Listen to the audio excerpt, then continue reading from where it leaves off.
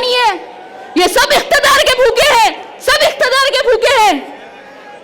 और दूसरा इनका मकसद ये है कि यहां से कोई मुसलमान लीडर ना बने, यहां मुसलमानों की लीडरशिप आगे ना बढ़े। और मजलिस इत्तेहादुल मुस्लिमीन का मकसद कोई जाती इख्तिदार नहीं है।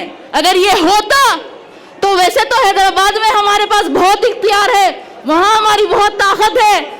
हमारे सदर को अल्लाह ताला ने दौलत, शोहरत, इज्जत, क़यादत हर चीज से नवाजा है, लेकिन वो मुल्क के कोने कोने में अगर जाते हैं तो इसीलिए जाते हैं। और अगर मजलिस मुल्क के मुख्तलिफ रियासतों में काम कर रही है तो इसीलिए कर रही है ताकि मुल्क के गरीब, मजलूम, दलित और मुसलमानों को उनका हुकूक मिले, मुल्क भर के मुसलमानों में एक इत्तेहाद पैदा हो। अरे ख्वाब बड़े देखो, ख्वाब देखोगे तो ही ख्वाब पूरे होंगे। हालात को नजर में रखते हुए हमें बुज़दिली और गुलामी का नहीं, बहादुरी का मुजाहरा करना होगा।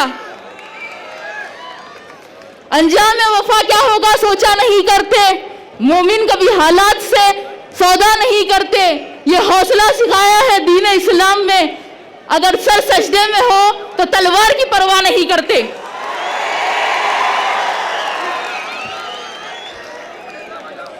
आप लोग तो वो शहर औरंगाबाद से हो जहां हमने हुकूमत की थी।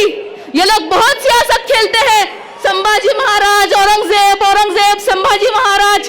अरे तारीख पढ़ लो, इस बंजर शहर खटकी को आबाद किया था मलिक अंबर ने। उस इतिहास को कैसे बदलोगे?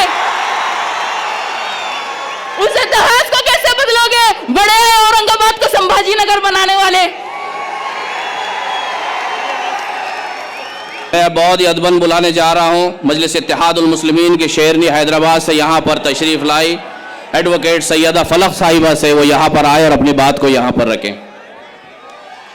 इससे पहले कि मोहतरमा फलक यहाँ पर आए, मैं एक ऐलान करना चाहता हूँ कि मजलिस इत्तेहादुल मुस्लिमीन के हक़ में और मिल्लत के हक़ में SDPI के उम्मीदवार सैयद कलीम ने अपनी उम्मीदवारी फॉर्म वापस ले लिया है।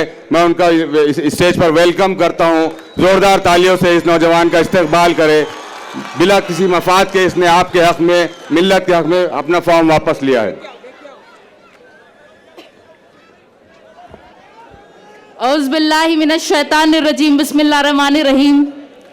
जनाब इम्तियाज़ जलील साहब, जनाब नासिर सिद्दीकी साहब, SDPI से अपना फॉर्म विड्रॉ करने वाले कैंडिडेट आए हुए यहाँ पे हमारे भाई, यहाँ मौजूद मेरे भाइयों, बुजुर्गों, मेरी माँ और बहनों, अस्सलाम वालेकुम वरहमतुल्लाहि वबरकातुहू।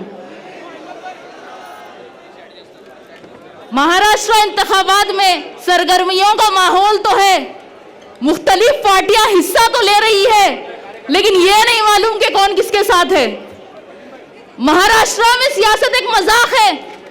कोई इंतखाबात जीतने के लिए लड़ रहा है, कोई किसी के वोट काटने के लिए लड़ रहा है। कहीं पे एक ही गठबंधन के 2 कैंडिडेट है तो कहीं पे कोई ये बोल के विड्रॉ होता है कि यहां से मुसलमान नहीं जीतना चाहिए।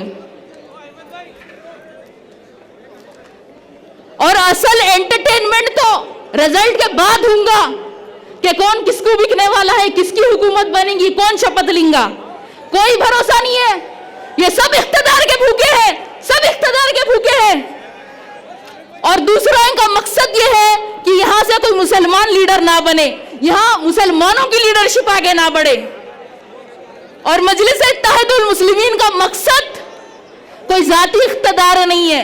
अगर ये होता तो वैसे तो हैदराबाद में हमारे पास बहुत इख्तियार है, वहां हमारी बहुत ताकत है।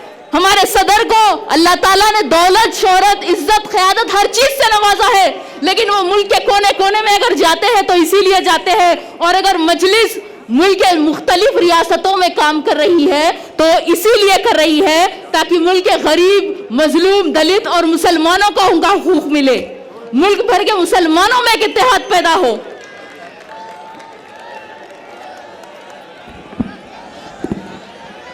हम भारत के मुसलमानों को जगाने निकले हैं कि अब 75 साल से हम सियासत में वोट देने का तो काम कर रहे हैं, लेकिन अब हम खुद सियासतदान बनेंगे, हमारी खुद की सियासी क़यादत होगी, हम खुद MLA और MP बनकर असेंबली और पार्लियामेंट में जाकर हमारा हक हासिल करेंगे। महाराष्ट्र इलेक्शन 2019 में सिर्फ 10 मुसलमान जीतकर असेंबली गए, जबकि महाराष्ट्र में 1,30,00,000 मुसलमानों की आबादी है। और फिर ये साल हुए लोकसभा इलेक्शन में किसी भी पार्टी ने पूरे महाराष्ट्र में से एक भी मुसलमान को टिकट नहीं दिया, सिर्फ एक इम्तियाज जलील साहब ठहरे थे और उनको भी सबने मिलकर हरा दिया। आज भारत में मुसलमानों की 14% आबादी है, लेकिन हमारे एमपी सिर्फ 4% है। और आज यही वजह है कि आज मुल्क में मुसलमानों के साथ हख्तलफी होती है, हम पर जुल्म होता है। आज मुल्क में मुसलमानों की जानों की कोई अहमियत नहीं है, हमारे नबी के शान में गुस्ताखी की जाती है। और आज अकेले नखीब मिल्लत असदुद्दीन ओवैसी साहब पार्लियामेंट में 20 करोड़ मुसलमानों की नुमाइंदगी करते हैं बेबाकी से। अगर उनके साथ हमारे और 25-30 एमपी हो जाए, 50 एमपी हो जाए, तो क्या किसी की मजाल है कि हमारे खिलाफ कोई कानून लाए, हमारे साथ हक तलफी करे? आज चंद्रा बाबू के कोई 14 एमपी, नीतीश कुमार के 12 एमपी की वजह से एनडीए की सरकार है। अरे ख्वाब बड़े देखो, ख्वाब देखोगे तो ही ख्वाब पूरे होंगे। हालात को नजर में रखते हुए हमें बुज़दिली और गुलामी का नहीं, बहादुरी का मुजाहरा करना होगा। अंजाम वफा क्या होगा सोचा नहीं करते, मोमिन कभी हालात से सौदा नहीं करते। ये हौसला सिखाया है दीन इस्लाम में, अगर सर सजदे में हो तो तलवार की परवाह नहीं करते।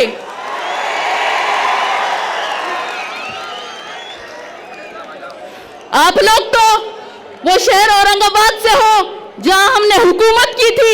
ये लोग बहुत सियासत खेलते हैं, संभाजी महाराज, औरंगजेब, संभाजी महाराज। अरे तारीख पढ़ लो, इस बंजर शहर खटकी को आबाद किया था मलिक अंबर ने। उस इतिहास को कैसे बदलोगे? उस इतिहास को कैसे बदलोगे? बड़े औरंगाबाद को संभाजी नगर बनाने वाले। औरंगाबाद की आवाम से मेरी बस यही गुजारिश है कि आप लोग भारी अक्सरियत से इम्तियाज जलील साहब और नासिर सिद्दीकी साहब को कामयाब करिए। 20 तारीख के दिन मुत्तहिद होकर अपने वोटों का इस्तेमाल करिए, क्योंकि इत्तेहाद की पहचान है शहर औरंगाबाद। शुक्रिया, अस्सलाम वालेकुम।